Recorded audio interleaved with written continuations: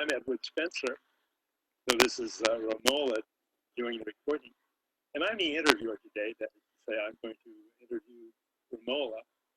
And I think this is going to be a very interesting program. Ramola? Hi, Ed. Nice to be with you. This is going to be rather interesting, I would imagine, because I'm usually used to asking the questions. Yes, I have been reading your book, and I don't think it's going to show well. Okay, I can see it. Temporary Lives. Very interesting, and very interesting. You're a very good writer.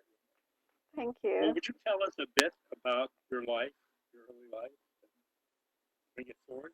Okay. I was born and raised in India, in South India, in a town called Madras, which is on the southeastern coast of India, which is now called Chennai. You know, after the British left and several years after, there's been a real push in India to retrieve the old Indian names.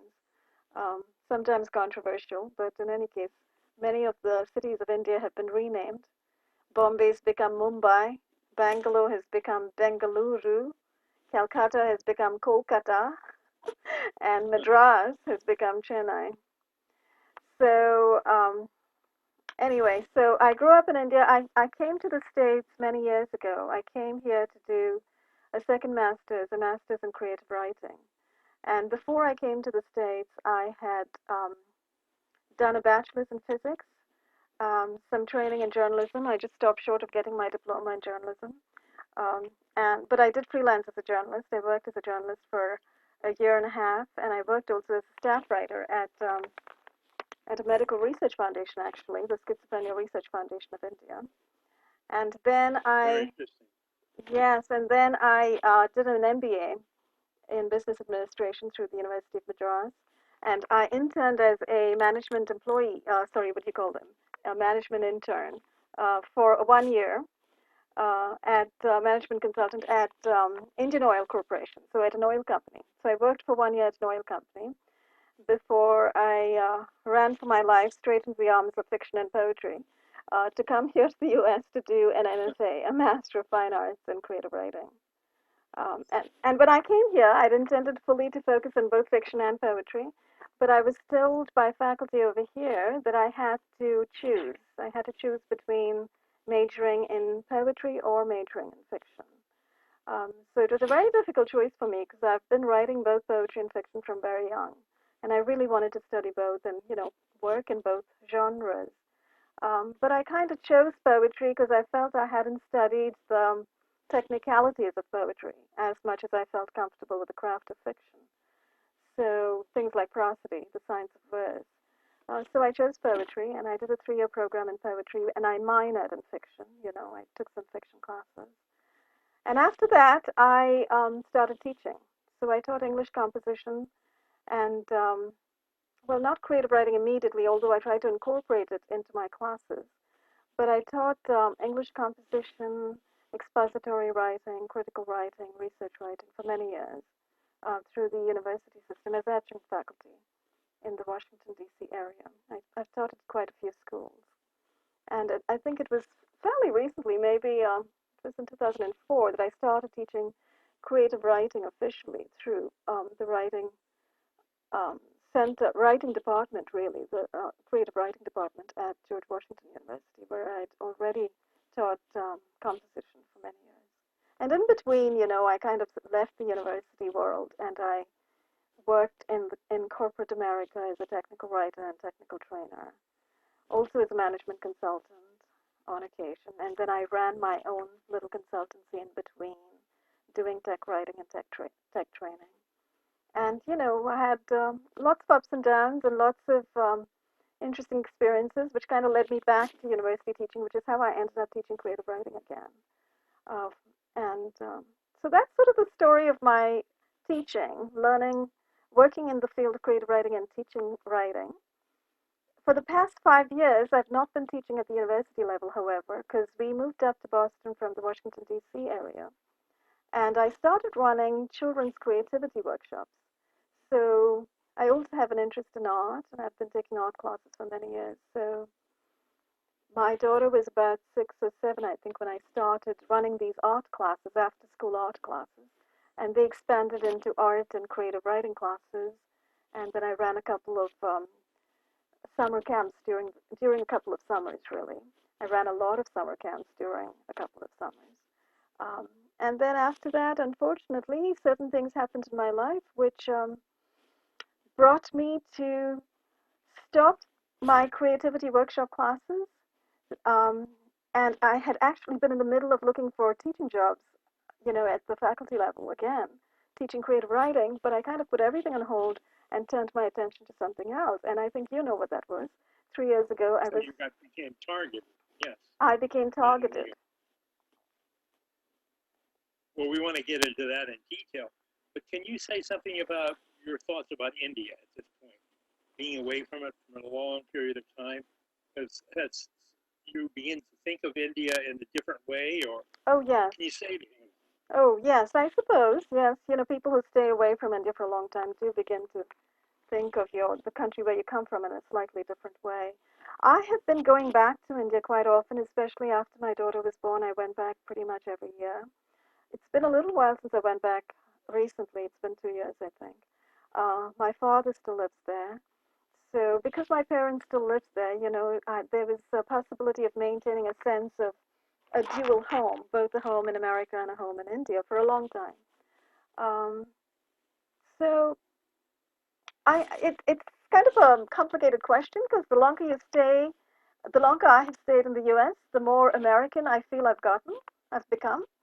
But at the same time, every time when I go back to India, I can sort of slide right in and be an Indian again, but not entirely an Indian. So, it's very interesting. This whole question of biculturalism is a very interesting one because literally you have the experience of living between two cultures and relating to or identifying with two cultures at the same time. Can you say something about the caste system in India? Okay. Okay. The caste system. We have one here, but it's not sort of labeled as such. Yes. I guess you would say. Yes. Very strong, but not labeled. Yeah, I guess in the U.S. it's more of a class system, right? In India, it's more ancient, it's more entrenched, it's more stratified, and it is a caste system. Um, and even though you grow up thinking that it really doesn't matter, because you grow up, as you're educated to believe that, much as people are educated in the U.S. to believe that one embraces all classes and people from all cultures, etc. That's exactly how you're educated in India as well. But at the same time, as soon as you go through the system, you get you finish your schooling, and then you do your undergraduate degree, and then you do your master's degree, and you get a job, and you begin to recognize that these little insinuations of caste, unfortunately, do float along and do make a difference. So I can tell you that my family is a Christian family, and most Christian families in India were converts many generations ago, right? About 5 or 6 generations ago, possibly from the 1830s onward, when there were Danish and German and English missionaries and Scottish and Irish missionaries who came to India and converted whole villages at a time, sometimes, to Christianity. And most of the villagers that they created were people from the bottom rung of the caste system who obviously had a need and a desire to change out of that modality of being seen as the untouchables or close to untouchable because they were really at the bottom rung of the ladder. So literally Christians and also Muslims, I think, in India, because Muslims, again, were converted by, I think Islamic missionaries of some kind who came to India and caused villages sometimes to convert. So it really did come from the lower classes. And not in all cases, I'm not generalizing, but if you look at the history, which I've done a little bit of, that is the history of conversion to Christianity, mostly from the lower castes, because the caste system, as you know, is completely hierarchical, and it goes from upper to lower. So you have the Brahmins at the top, and then you have the warrior caste below that, and then you have the tradesman caste below that, and then you have the untouchables. What they were known as the untouchables. Prior to Gandhi's time, he came along and he came up with this term Harijan, which means children of God, and today they're known as Dalits. So Um, so yes, so as I was saying, so most Christians in India come from, generationally speaking, from that system of conversion that occurred, from being untouchables to suddenly acquiring a different status under Christianity, because now they could go to a church and worship openly in the church, whereas as untouchables, if you look back at the history, in the 17th and 18th and 19th centuries, untouchables often could not enter the village temple. So it's almost like they were prevented from having a god or prevented from having a place of worship, and they had to find their own places of worship outside the village boundaries, and so forth. So obviously, to them at that time period, becoming Christian was actually valuable because now they had a place of their own. They had a church that they could go to, etc. So so I'm not sure exactly how I got onto this topic of talking about where Christianity came from. But, oh yes, we were talking about the caste It's system. fascinating. It's very interesting. And I think it's going to be interesting to a lot of people. May I ask, what class did you originate from? Is that a question I can ask? So as I was saying, my family is Christian. So we're Christian. I think Nadars is the term in the South. So the Christian Nadars, they're also Hindu Nadars. So the Christian Nadars were, definitely the near untouchable caste. And what they did as a living, because they were all demarcated by living, they climbed trees for a living. They climbed palmyra trees, which is known as sort of the queen of the South, the tree of the, because the palmyra is a very tall tree. It's a palm, and every bit of its uh, structure is used for something or the other. So you can get. I think there are hearts of palm. There is something called hearts of palm or nungu, which is the fruit of the palm, which can be eaten. It's this wonderful, refreshing. I love hearts of palm. I'll have to say that. Okay, so this is very similar. So it's very refreshing and so forth in the summer. And then they make jaggery out of the sap, and then all sorts of things. They make toddy, which is fermented liquor from the sap again. So so every part of this farm is useful. So in any case, so this particular caste was the caste that actually climbed these very tall trees to go right up to the top to get the fruit of the palm and so forth. Um, That's where the hearts of palm come, right from the top. Right from the top, yeah. Fascinating. So. Well, maybe Tammy you'll show me a picture of one of those trees. Oh yeah, I'm sure they're on the internet at this point. If you just type in Palmyra, you might see a picture. So so that's. When you came to the United States, we have the class problem here in the way blacks are treated sometimes. What do you think of that? What kind of impressions have you had of that, if any? I don't know what's impinged on you. Well, when I came to the U.S., I guess I had a lot of misconceptions about the U.S. I had a lot of assumptions, I guess, and I really thought that all problems had been solved. The U.S. was a fabulous place. And there was no sexism, there was no racism. Those were things of the past, and I was completely open-hearted, open-minded, and I believed that America was a fabulous place. And of course, everybody does when they first come here. So when I was working, I think one summer I worked at a television station. Um, I was still going to school. I was still doing my graduate degree, and I was working at this television station. And so I met a whole bunch of people from different areas of life, and um, different, I guess, races. The word race is so problematic to me, but because I've been educated to believe that race doesn't exist, right? The word race, we shouldn't use the word race because it doesn't really exist, etc. But I mean people who were of Caucasian origin as well as of African American origin and so forth. Um, but something I ran up against, although it was heavily Anglo-American, the people that I worked with. So the one thing that I did run up against was this notion that interracial couples was such a big deal. And I could not wrap my mind around that because I had thought, but this is America. This is 1989. What are you telling me? And so it was, that was surprising to me that that kind of thinking still existed. So you should remember, I went to school at George Mason University in Virginia. This television station was also in Fairfax County, Virginia. So, there was sort of an old world Virginia mentality still ongoing, which I hadn't gotten on to at that particular point in time, you see. So I've gotten a much more sophisticated understanding now of of the whole arc of black-white relations in this country. And I feel a lot more comfortable understanding that. But at that time, I had no idea. And I had no idea that interracial couples were still considered kind of out there, you know, at that point in time. So we can start maybe talking a little bit about what happened to you, the targeting. How did that begin? Okay. Well, I guess as a little bit of background to the targeting, I should say that I'm someone who's very outspoken, and I'm someone who also has been taking part in public life quite a bit. I've been, a human rights activist, an animal rights activist, um, an anti-war activist for many years. I used to run a very small TV show called Eco News on another news show on a cable television channel in Arlington many years ago, where I interviewed people from environmental organizations, protection organizations, and animal protection organizations.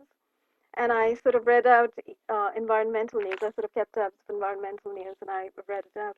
So I've been very interested always in um, passing the word or further or helping to spread the word to larger audiences about the need to take care of, the earth and the animals that we live with, the wildlife on our planet. I always felt a very strong alignment with people who worked in these groups and these environmental groups and in animal protection groups and organizations.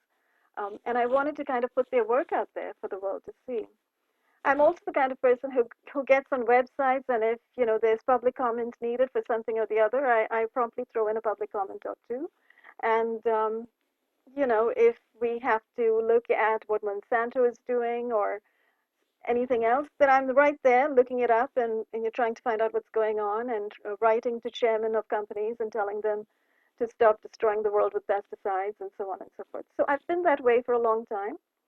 Um, when I came up here to the Boston area and I was running my little children's workshops, I hadn't yet done any of that. I hadn't yet found my feet in Boston. I hadn't connected with any of the local animal protection groups, which I thought I would eventually. But, because my daughter was just 6 when we came up here, it's very focused on children's issues, children's affairs. And that's how I ended up doing the children's creativity workshops.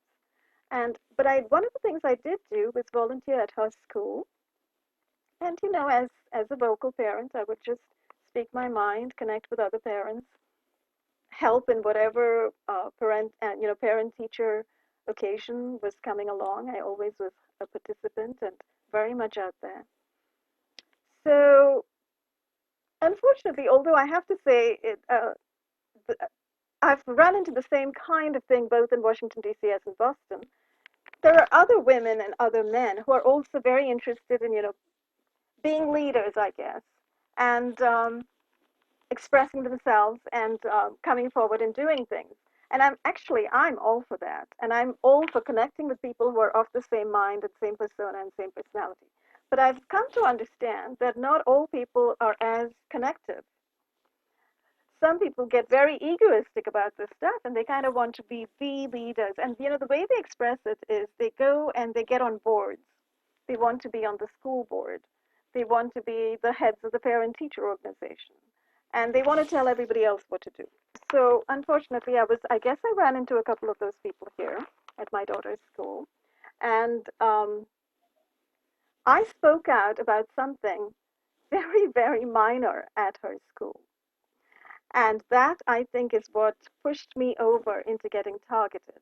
But I think looking back, I think I'd been targeted for a long time because of my animal rights work and the fact that I stood in little protests, holding up signs, asking for people to stop being cruel to the monkeys in the labs and stuff like that.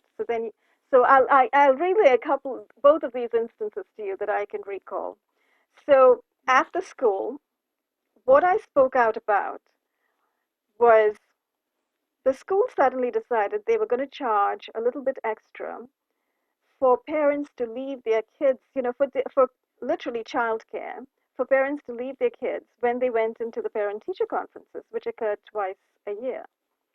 Now, I just thought that was very strange because normally when we have parent-teacher conferences, I take my child into the school, give her a book, and she sits outside and reads a book. She's a Montessori kid, and this is a Montessori school, and most Montessori kids are highly independent, highly self-directed, and they can certainly sit down with a book. So I spoke to the woman who was at the time the treasurer of the school board, okay? And I expressed to her what I thought was the idiocy of doing this. Because frankly, why do we need to pay for childcare when the child can just sit with the book? We don't need her to sit in a room and be taken care of. Um, so she had a slightly heated argument with me about this, and then she disappeared. And the next thing you know, literally a week later, I'm stalked and surveilled like nobody's business. People just pour into my street. Cars are parked on my street as I'm pulling out of my driveway to go to my. I was also teaching at a couple places right then, little local, an art center close by and a children's preschool doing art again, teaching art to the preschool kids close by. As I'm pulling out of my driveway to go to my two jobs, I am completely surrounded by cars. I'm followed by these cars who follow me to this preschool, park behind me, you know, seem to be staring at me, seem to be stalking me. And after that, that's the stalking aspect, and then all sorts of other mayhem, COINTELPRO on the streets, flashing, brighting, people swarming me, street theater, and almost immediately I was hit with microwaves. So I was hit with microwave externally originating electromagnetic signals impacting on my body that I eventually got a meter and recorded. Um, but this happened literally overnight, and I could not fathom what had happened. And in trying to figure out what had happened, all I could remember was, okay, I had this incident with this woman. I had this little conversation with her. The other thing is, I had written to Amnesty International asking for right for rights material for one of my children's workshops to, just disseminate to the class. It was just about writing letters for children around the world. And the other thing I had done had to do with chemtrails. So maybe this was another aspect of it. I don't know. And Well, you let's hear know, about the chemtrails. What did you say about the chemtrails? okay. So I had just been taking the dog for a walk one afternoon. I looked up. I saw, the white pencils of crisscrossing above my head. And I went home. I looked up chemtrails. I literally wrote down white crisscrossing lines in the sky or something like that. And lo and behold, I get a whole bunch of information on chemtrails. you know, and what's going on with aerosols, particulate matter, barium, strontium, lithium being pumped out in the upper atmosphere, etc. And the other thing I had noticed on this walk, as on many other walks prior to that, was that the trees around our area in Quincy, Massachusetts, were looking particularly assaulted. The trunks were fungied up. There was green lichen growing on them, and the leaves were all pocked and burned with little holes in them. And I wondered what on earth this was all about. So I had written a letter to, actually, I wrote to various people. Oh, yes. So I looked up what these chemtrails are about, and I read information and I read instruction from other chemtrail activists saying, write to your senators, write to your local representatives, ask them, tell them this is terrible, tell them it has to be stopped. So, I promptly did that because that's who I am. I wrote to I wrote to Senators Ed Markey and Elizabeth Warren because they're right here in Massachusetts. I wrote to Senator, no, well, he's not a senator. What's he exactly? The Massachusetts state representative for my county, Taki Chan. I wrote to a couple other Massachusetts representatives. I wrote to the city council. I wrote to the Quincy City Council. I wrote to, yeah, so I think that's it. So I wrote to this group of governmental types. And I also copied that information to the Boston Globe, which is in Boston, right here, and the Patriot Ledger. Maybe that was my mistake. The Patriot Ledger is a local newspaper run out of Quincy. So that happened right before you did that right before. Correct. It literally happened all before I became targeted, just before in that 1 week. And I have to say, I didn't understand what was going on, but 1 month later, in December, when I went to my daughter's school play, the president of the school board, whom I later for who on whom I ran a FOIA, by the way, to find out who he worked for and what his company did. Well, apparently he works for a company which is a defense contractor. He works for Hayman-Newtick Corporation. So this guy was at that time the head of the school board. He was the president of the school board.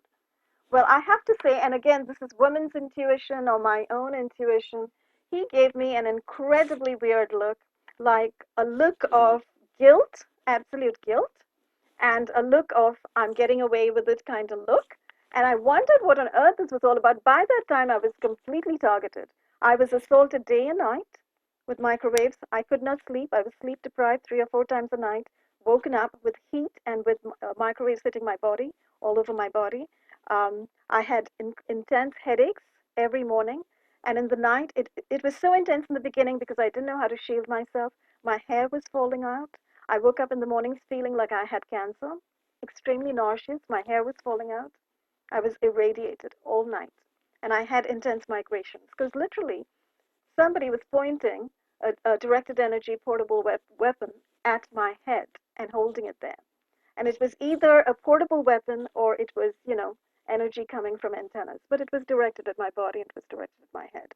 So I was in very bad shape that particular day when I went to the school play. I had a hat covering my head with all sorts of foil stuck in the hat because I was trying hard to protect myself in the only way I knew how at the time. And I saw this guy and his incredibly guilty look, and I put two and two together, and I thought, oh my God, it's that conversation. It's the treasurer of the school board, and it's this guy. And I have named both these people online, and I will continue to name them because it's my own suspicion, okay? It's my own suspicion. I have no proof. And I have actually written to her, I have emailed her and asked her, because her kids have stayed friends with my kids. So it's very bizarre.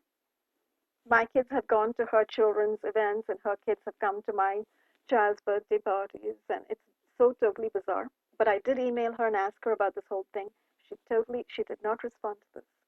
She did not respond to this. I even asked another friend of hers who's closer to her to talk to her. Neither of them got back to me. But there's so many other things that happened, Ed.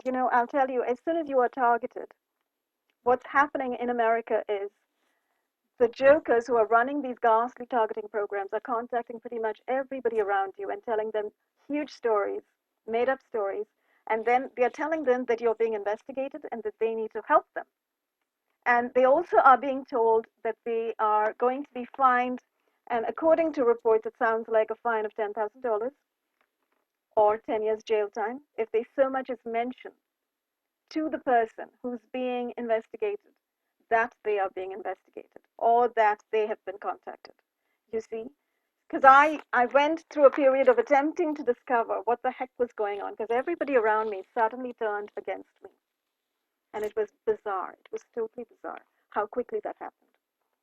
How did you establish this? How did you establish that these people, if they mentioned it, if they talked about it, they would be fined? How did what is the pathway of your understanding? Okay. Well, as you know, I've become a bit of a journalist over the last few years. I've started to investigate the subject very deeply, and I've been trying to follow it in print, and I've been trying to, read as much as possible on it. And there have been a few cases. If you look, there are a couple of news articles where 2 or 3 people have come out and talked about being contacted by the NSA, being given NSLs, and being threatened in this fashion, with $10,000 of fine and 10 years of jail time if they so much as reveal that this is what has happened. So that's where I get that specific information from. Is from the newspaper. It's from news articles. But in terms of how I figured out that people were actually being contacted, you have to realize that before one is targeted, things appear to be very normal, even though we had still been living in a surveillance state even prior to that. So I was targeted in 2013. I think immediately after the Patriot Act, and I forget when exactly the Patriot Act was instituted, things went haywire in this country. So 9/11 happened in 2001, right? And I Right. right, and I think after that they started to ramp up surveillance big time over the years. And I forget when Snowden's revelations came out. It might have been in 2013, actually, right? 2011, 2013. Not sure. Yeah, sometime like that. But all that time before that, things had been ramping up. And if you go back and look at some of the news reports, you start to see a lot of information about how the police are being militarized, about how suddenly the FBI has a list of different ways in which people are going to be targeted. So, people who say that they are pro-Constitution suddenly come under the gun and become suspects, right? Right. People who mention the word sovereign become suspect. So how did we move from a state of freedom in this country and apparent seeming freedom, Apparent freedom. apparent freedom, apparent freedom? It started in way back, in 1789. You're right. So it's always been there under the surface. Right. And we've been fools.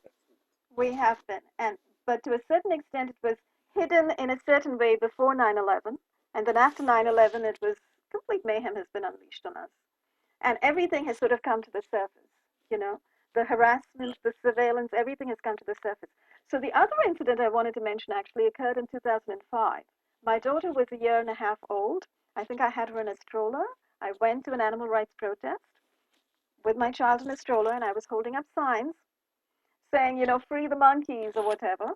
And we were in Fairfax County. I think this was Huntington Labs, where they were experimenting on primates in captivity. And we were across the street, and police cars rolled up, and guys from the police cars came out and started to take pictures of us. And somebody in our group said, that's possibly the FBI. They're starting to take pictures of everybody who's at a protest.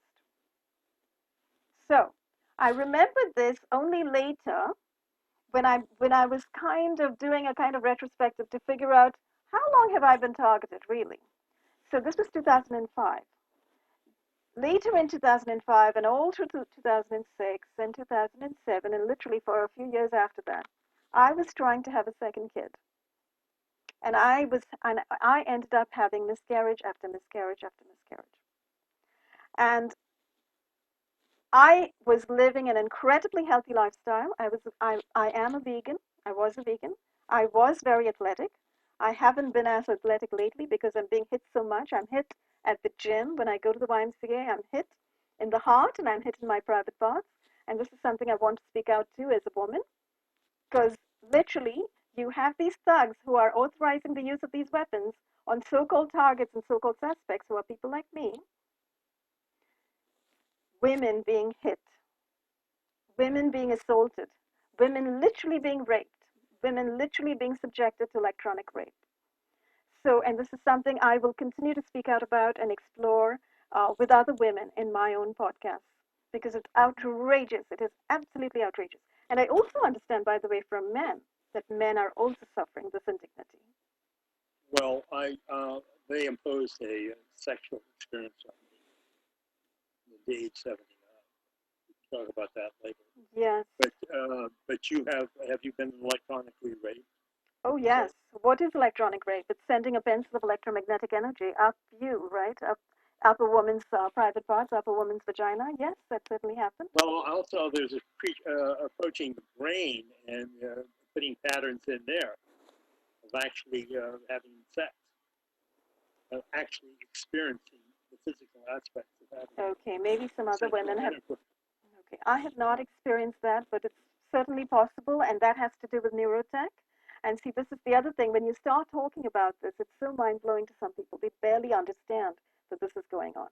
So they don't even know that directed energy weapons of this kind exist and are being used, and are being used, in fact, by people who are supposed to be in our protective organizations, who are supposed to be in law enforcement, supposed to be in our security agencies, in our intelligence agencies, and contractors working for them, you know.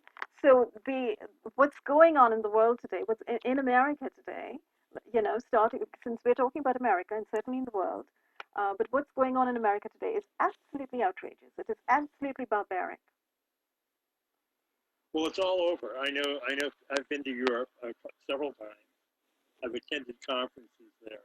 Mm-hmm. I know a woman, Melanie Fritchen, and others over there who are targeted horrendously, all of this sort of stuff, including visions coming in.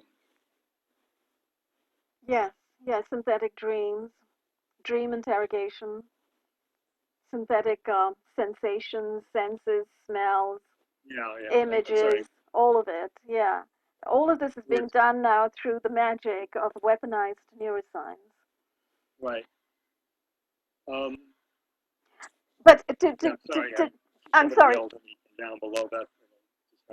Oh, sorry. Let me just finish that story. So in any case, I realize now that I was targeted very early, possibly after that particular animal rights protest, because I was unable to have a second child. Ultimately, I was so many miscarriages, etc. And that's also connected with another incident that occurred, where I feel I was hit in the kidney. I was hit on my right side, and I really felt I was being hit by something or someone directing something at me from outside the window. It literally felt like it was from outside the window.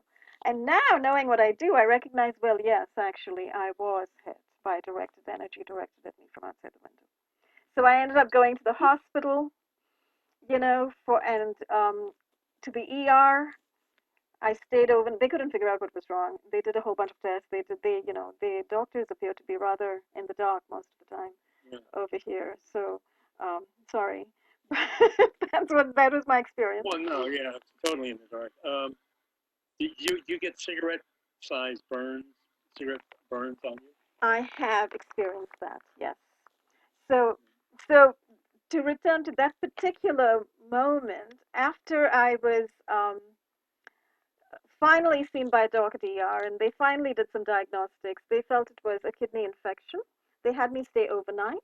And you know what? They had me stay 2 nights. I thought I could go home the next day.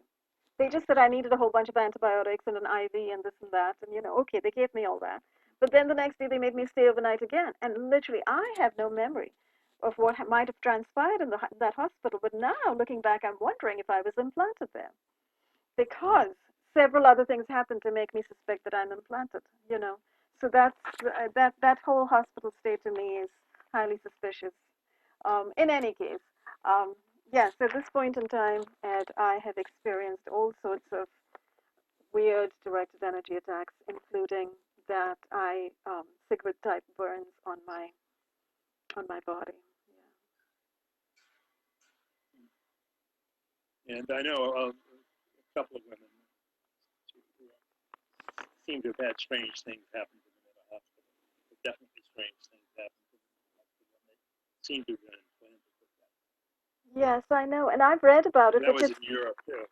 And in Europe too, and I've read about it, and now I remember I worked on Millicent Black's article recently, and she was actually told by a police officer in Tennessee that he asked her, was she ever in a car crash? And he said to her, after car crashes, victims are implanted in hospitals. Surgeons are putting microchips in people that they pick up from car crashes.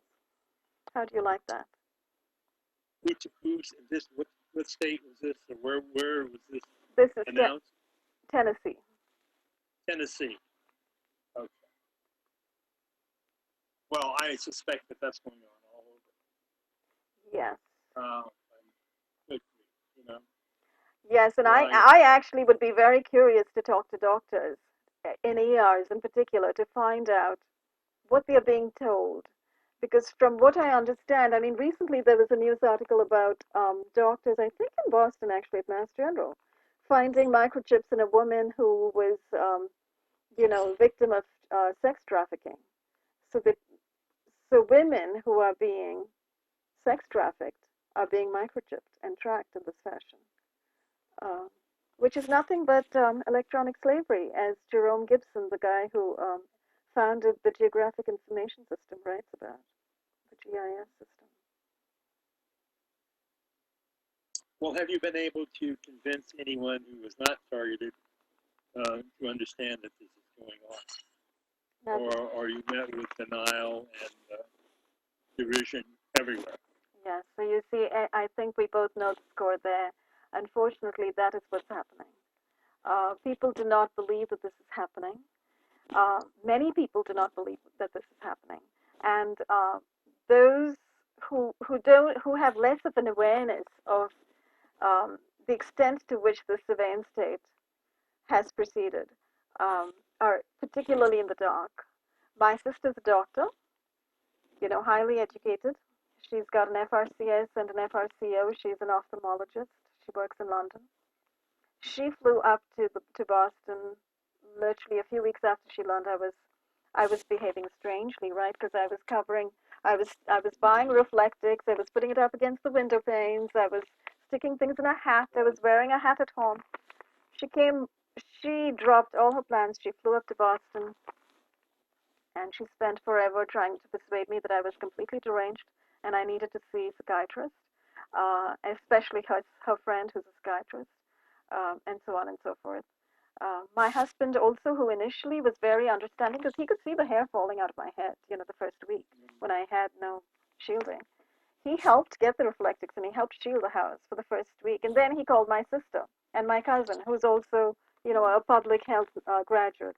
And they both came running over and they all consulted about the new problem of Ramola D. And because I knew my sister's friend, who's a psychiatrist, I said, okay, I'll go see her. But my husband insisted on, oh, we have to go to her office to see her. It's got to be an office visit. So you see, my husband was ultimately helped in the setup. So I ended up going to see her and talk to her. And suddenly she's not acting like my sister's friend anymore. She's acting like Miss Psychiatrist, Miss State Psychiatrist, who's got to take your little brain apart. So I did tell her, look, go on the internet and look, there's a lot of information about these directed energy weapons. Other people are being hit in exactly the same way. So she came back to me and she said, there's not a single, I don't see this reported in the New York Times, she said. I see a lot of John Doe articles. So you know what a John Doe article is? So I'm sorry, I've made it my special mission as a journalist to show to the world that the New York Times is publishing rubbish and distortion and lies and deception about this, about targeting, about directed energy weapons being used on civilians, about neuroweapons being used, and so on and so forth. Because, there is currently a kind of a collusion going on between psychiatrists, media, and law enforcement. These three are working together. They're working together to keep these weapons hidden. I will criticize the targeted community for not getting involved in other protesting and studying other methods in which we're being attacked. Because the vaccinations certainly deserve to be looked at. Treatment of cancer deserves to be studied intensely. And it looks like the treatment of diabetes too needs to be closely examined. The pharmaceutical companies, then you have the chemtrails, which are there, and in art and weather warfare. And then we have the EMF sensitivity and the fact that all saturated. But the TI community seems to fixate on what's happening to them, almost to what's happening to them individually. Like, I'm being hit, I'm being hit, I'm being hit, I'm being tortured, I'm being tortured. But really, it's we're being tortured, we're being damaged. The species is damaged.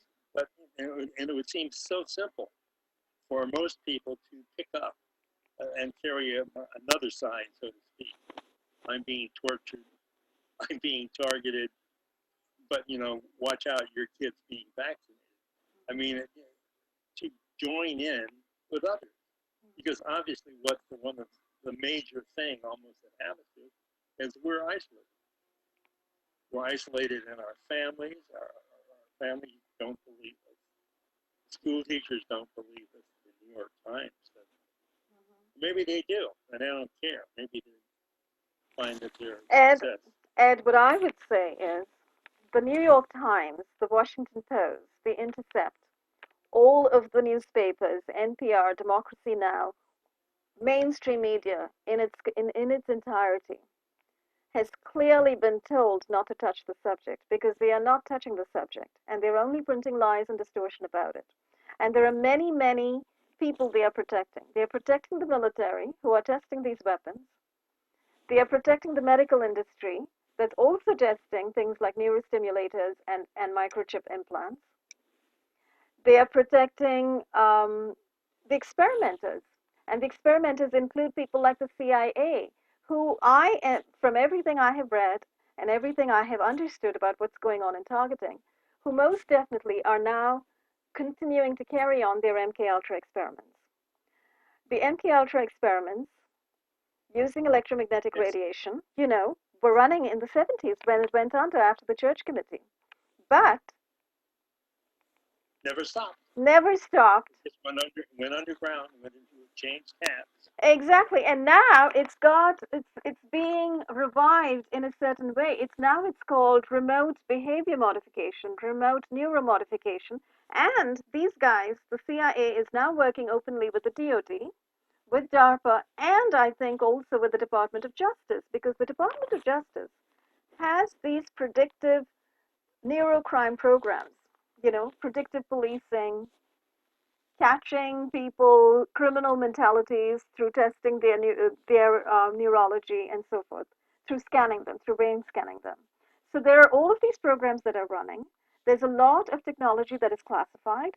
There are lots of there is a memo of understanding currently that was made, I think, in 1994, from what Dr. Nick Bakich has written about, between the Department of Justice and the Department of Defense to facilitate the use of classified technology at the level of law enforcement through in criminal justice programs by the Department of Justice. So in other words, the Department of Justice and local law enforcement is using technology that they are not revealing, that's not in the public domain, that's being kept under wraps, And beyond that, of course, we know that the local police are also using through-wall surveillance and through-wall, which is tracking radar, to be able to see people and feel people's breathing and so forth through walls. But the TI community, the people who are targeted, have a problem in that most of the attacks have a subjective quality. You can't demonstrate it very readily to anyone. Not easily at all. That's a very good point. Whereas actually people can see chemtrails, even though they ignore them and don't deny them. They can perhaps understand, or certainly the measure of electromagnetic radiation that saturates us all, Wi-Fi in schools, and the incredible stuff with vaccination. Turns out that autism is exploding in China. Yeah. I think I sent you that one. Yes, I did see that. So maybe we can make some contact there. But you see, there are objective findings, easily found and documented, and maybe nobody pays any attention or listen, but you can do it instead of saying, I can't comply. So I think the TI community should look at this as just part of an attack. They're getting one aspect of an attack, but it's actually against everyone as far as I can tell. Yes, I think you're right. You're absolutely right.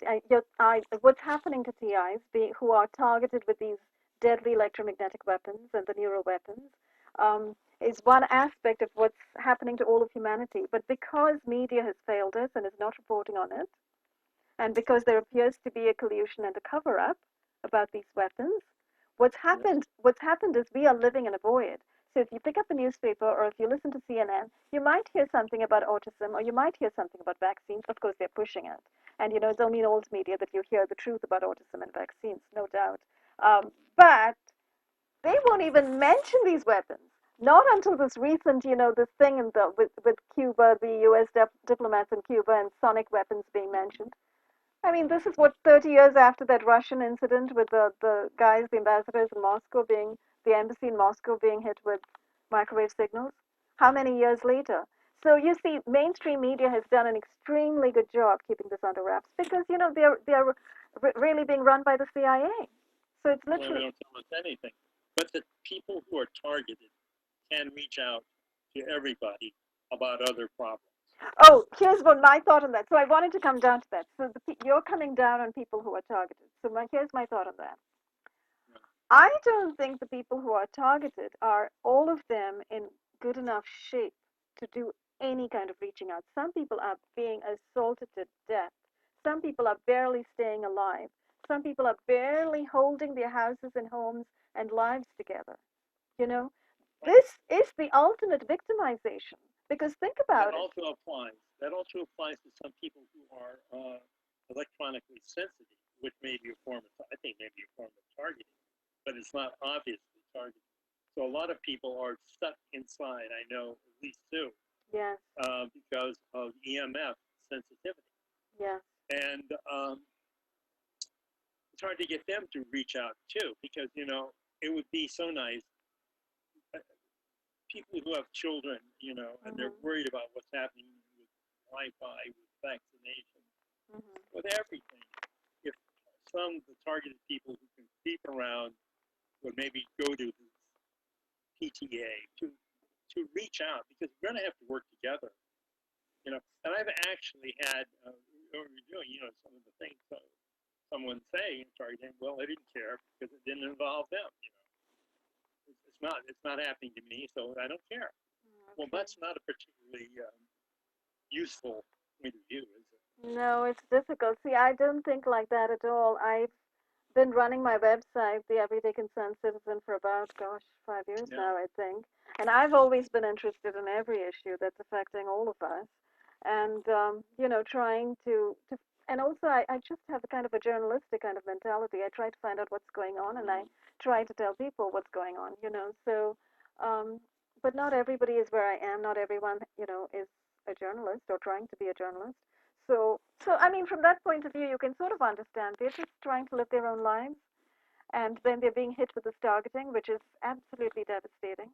Yeah. So there's no space in their thinking, I think, for anything else.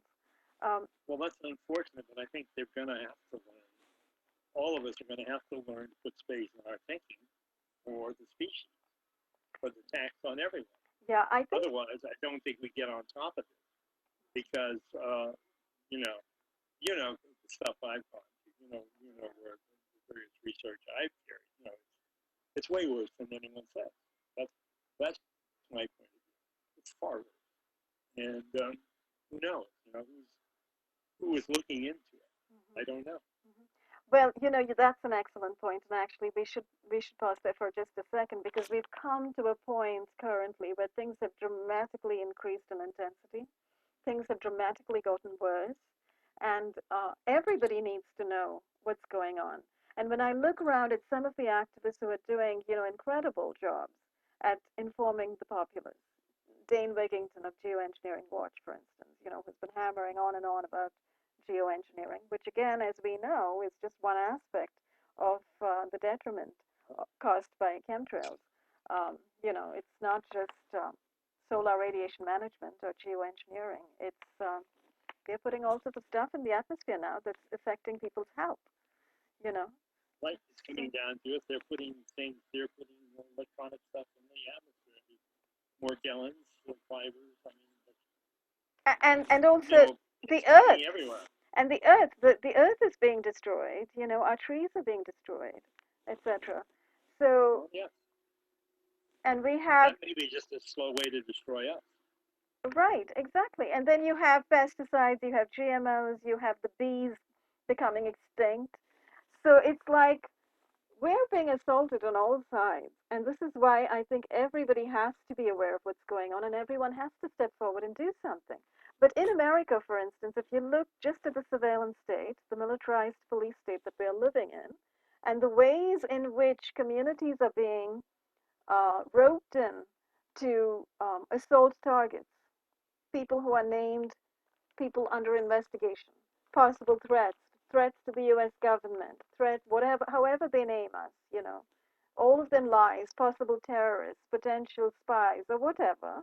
And then you've got the entire neighborhood being contacted by these lying, deceiving criminals from these fusion centers who get them to turn attention away from things like chemtrails, which are raining down on us, things like fluoride in the water, which are dumbing us down, and things like flu shots. and other vaccines that have all sorts of stuff in them that's bad for the body, for the human body and the human body's immune system. So their attention is being taken away. What I'm fascinated by the gang stalking, by the community turning, and I have to wonder to what extent some mind control technologies are involved in that. I mean, I can't believe that they come around to everyone's door and knock and say, okay, the guy across the street needs to be attacked. We're watching him. I don't know, what goes on, but I'm wondering to what extent mind control, and which is highly developed, is a part of this. I almost think that it has to be for Yes. the thing for the system to be as fast as it is. Yeah. I mean, you don't see buses going around, carrying teams to recruit people as spies. It would almost seem you would have to see that. You would have to see recruit teams running around because it's so vast. One of the things that and they were doing in Europe, in Melanie, is that the cars would have a light out. She would notice that there was Yes. always a car following her with one light out. Basico and Delpro, they're doing that. And I actually had that happen to me. I mean, not the light out. The car followed me with a light out. And somehow or other, it bothered me a lot. And because I just returned back to Europe. And almost the same evening, or the next day, I became hit, targeted in some way, out of it. Almost like I didn't want to live. So I would have to, so I don't know if the light had anything, was telling me that or not. I don't know the relationship. I can't even say for sure that what happened to me was electronic. But I have suspicions that it wasn't electronic. But you're pointing to something that I think is certainly going on. I think, as you said, mind control technology not merely exists. The patents for various kinds of mind control tech exist and can be found online. And there's a lot of information also that's come out of certain whistleblower scientists who've stepped forward to talk about it and who've talked about how neurotech now can affect the brain to such an extent that thought injection can be carried out, impulse injection can be carried out. So anybody's behavior can be changed. Anybody's thinking can be changed. Anybody's acting out and their moods and emotions can be affected by electromagnetic energy that's pumped in at the right frequency into their brain. And so, it's entirely possible that people are being hit with depression frequencies, with blanking out of their mind frequencies. I'll tell you, there are two things in particular I think that are kind of pervasive from everything that I have read and heard about. One is memory, short-term memory. You have children as young as 8 years old suddenly telling you that they can't remember where they put something down because they're having an issue with short-term memory. Now, when did children start getting issues with short-term memory? I thought that was something that afflicted people who were in their 90s, or close to 100, right? But today, that's pervasive. Short-term memory lapses are pervasive. That's one thing, and the other is people's the language centers in people's heads. So very often you'll find people talking, and all of a sudden they lose track of the word or the phrase that they had fully intended to use in their speech. Well, it certainly happens to me. I think that I think that the targeted people, by and large, the families are also targeted, not in the same way, but they're injected with a denial. Yes, but I'm not talking about our families alone. I'm not talking about my own families. I'm talking about children that I've taught in my workshops. Right. Yeah. A general dumbed down frequency out there. I don't know why it wouldn't be, since you can sort of track this to the end of World War II. Yes, and they've been at it a long time, 80 years. Yes, and if you read, it's highly sophisticated. Yes, and if you read the work of, Dr. John Hall, for instance, in guinea pigs methodology, or, Dr. Nick Begich's methodologies of political control, or Dr. Rani Kilder's book, Bright Light and Black Shadows, you learn a little bit more of the kind of neuroweapons that have been developed and of the kind of uses to which HARP technology can be put to use. So HARP actually can send a swath of electromagnetic waves at extremely low frequencies, which are the frequencies at which our brain operates, right? Over specific areas that can target specific regions. The Russian woodpecker. Yes, the Well, woodpecker that was signal. being done, and it turns out that I was right next to Chernobyl. So the Oh, explosion of Chernobyl shut down the woodpecker. Hey, I think we've run out of time. yes. Yeah, we're right up at 1 It's hour. been an hour. It's been an hour. So I want to thank you, and we shall meet again. Wonderful. Thanks so much, Ed. This Like has one been of- a. Thank you. Thank you. Bye bye, everyone. Bye bye.